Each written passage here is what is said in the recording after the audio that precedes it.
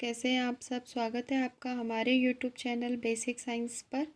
यदि आपको हमारा आज का वीडियो पसंद आए तो वीडियो को लाइक करें, चैनल को सब्सक्राइब करें, जिसमें आपको आने वाले न्यू वीडियो का नोटिफिकेशन मिलता रहे। आपको मालूम है कि हमारी सेल्स की ही क्लासेस कंटिन्यू चल रही हैं, तो अभी हम सेल्स को ही कंटिन्यू करेंगे। तो सेल्स में हम एंडोप्लाज्मिक रेटिकुलम देख रहे थे। तो एंडोप्लाज्मिक रेटिकुलम में हमने एंडोप्लाज्मिक रेटिकुलम का डेफिनेशन देख लिया था। फिर हमने आपको बताया था कि जो एंडोप्लाज्मिक रेटिकुलम होता है वो 2 टाइप्स का होता है। फर्स्ट हमने बताया था एक होता है रफ एंडोप्लाज्मिक रेटिकुलम, एक होता है स्मूथ एंडोप्लाज्मिक रेटिकुलम। इसे हम RER भी बोलते हैं और SER भी बोलते हैं, ठीक है। जो RER होता है उसमें राइबोसोम के कण पाए जाते हैं, ठीक है। कल हमने वर्क ऑफ एंडोप्लाज्मिक रेटिकुलम भी देख लिया था, ठीक है। रफ एंडोप्लाज्मिक रेटिकुलम के हमने वर्क देख लिए थे। आज हम देखेंगे work of smooth endoplasmic reticulum कि आखिर हमारी बॉडी में जो स्मूथ एंडोप्लाज्मिक रेटिकुलम है वो क्या वर्क करती है, ठीक है।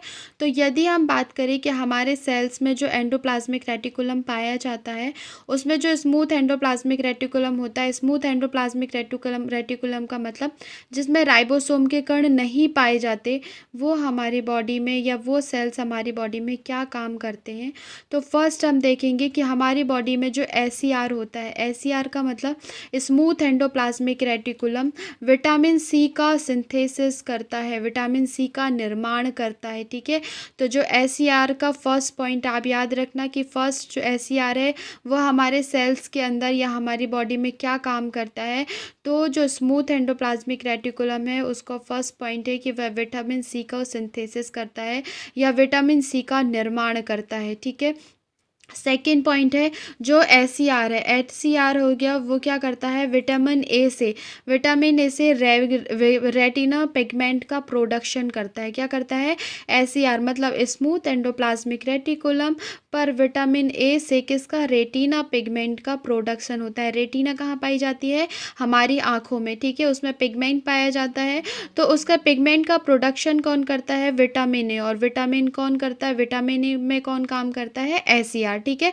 तो जो SER स्मूथ एंडोप्लाज्मिक रेटिकुलम में जो विटामिन ए का निर्माण होता है, विटामिन ए से रेटिना पिगमेंट का प्रोडक्शन करता है, ठीक है। फिर थर्ड पॉइंट हम देखेंगे जो SER है वो क्या करता है लिपिड सिंथेसिस और स्टेरॉइड हार्मोन का सिंथेसिस करता है। तो जो स्मूथ एंडोप्लाज्मिक रेटिकुलम है बेटा वो हमारे ह्यूमन बॉडी में क्या करता है, लिपिड का निर्माण करता है, लिपिड का सिंथेसिस करता है। सेकेंड क्या है, स्टेरॉइड हार्मोन का भी सिंथेसिस करता है। तो 2 चीज़ों का सिंथेसिस करता है, फर्स्ट लिपिड का सिंथेसिस करता है, सेकेंड स्टेरॉइड हार्मोन का सिंथेसिस करता है। नेक्स्ट पॉइंट की अगर हम बात करें तो ये जो SER है प्लांट्स में किसका, ये जो SER है प्लांट्स में किसका, स्पोरोजोम्स का निर्माण करता है। किसका सिंथेसिस करता है, स्पोरोजोम्स का निर्माण या सिंथेसिस करता है। तो आज हमने ये पॉइंट्स देख लिए किसके, एंडोप्लाज्मिक रेटिकुलम के। और कौन से देखे हमने, स्मूथ एंडोप्लाज्मिक रेटिकुलम में हमने फर्स्ट क्या देख लिया कि विटामिन सी का सिंथेसिस होता है, कहाँ पे, सिंथेसिस का मतलब निर्माण होता है SER में। सेकेंड पॉइंट हमने देखा स्मूथ एंडोप्लाज्मिक रेटिकुलम में विटामिन ए से रेटिना पिगमेंट का प्रोडक्शन होता है। थर्ड पॉइंट आपने देखा कि SER में लिपिड सिंथेसिस मतलब लिपिड का निर्माण होता है और स्टेरॉइड हार्मोन का भी निर्माण होता है, ठीक है। और हमने एक और पॉइंट देखा कि जो SER है वो क्या करता है स्टूडेंट, प्लांट्स में जो प्लांट्स होते हैं प्लांट्स में SER स्पोरोजोम्स का निर्माण करती है। तो जैसा कि आज स्टूडेंट हम किसका, एंडोप्लाज्मिक रेटिकुलम की क्लास को आज हम ख़त्म करेंगे, ठीक है।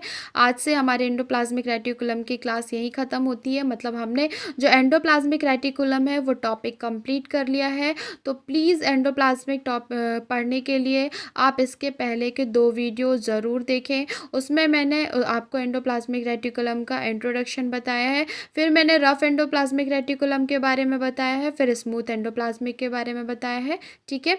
तो आज की क्लास यहीं तक। नेक्स्ट क्लास में कल से हम नया टॉपिक स्टार्ट करेंगे, सेल्स में ही माइटोकॉन्ड्रिया। आपको मालूम है कि ये माइटोकॉन्ड्रिया भी क्या है, तो माइटोकॉन्ड्रिया भी साइटोप्लाज्म में पाए जाने वाला कैसा ऑर्गन्स है, तो हमने बोला था लिविंग ऑर्गन्स। आपको मालूम है ये हम कौन से ऑर्गन्स पढ़ रहे हैं, तो ये हम साइटोप्लाज्म के अंदर पाए जाने वाले लिविंग ऑर्गन्स की बात कर रहे हैं, जिसमें से हमने फर्स्ट लिविंग ऑर्गन्स देख लिया कौन सा, स्मूथ एंडोप्लाज्मिक रेटिकुलम। मतलब हमने एंडोप्लाज्मिक रेटिकुलम देख लिया है, ठीक है।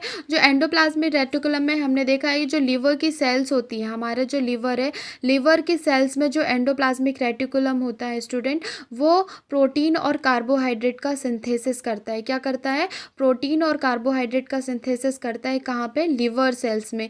फिर हमारी जो मसल सेल्स होती है ना, तो मसल सेल्स में इम्पल्स, इम्पल्स मतलब आपके जो ब्रेन का इम्पल्स आता है, आवेग, आवेग का संवहन संवहन करने का काम भी कौन करता है? एंडोप्लाज्मिक रेटिकुलम, ठीक है। तो ये हमने देख लिया है। फिर ठीक है, मसल्स में हमने एक और चीज़ देखी है कि जो हमारा एंडोप्लाज्मिक रेटिकुलम है वो क्या करता है? कैल्शियम को स्टोर करके रखता है, ये आपने देखा है। और एंडोप्लाज्मिक रेटिकुलम का जो इम्पॉर्टेंट पॉइंट है रफ एंडोप्लाज्मिक रेटिकुलम का, वो क्या है? प्रोटीन सिंथेसिस में। तो ये कुछ पॉइंट्स है जो आपको याद रखने हैं एंडोप्लाज्मिक रेटिकुलम में। तो इसके लिए आप वीडियो के पहले वाले पार्ट्स भी देखेंगे, तभी आपको सारा सेल समझ में आएगा, ठीक है।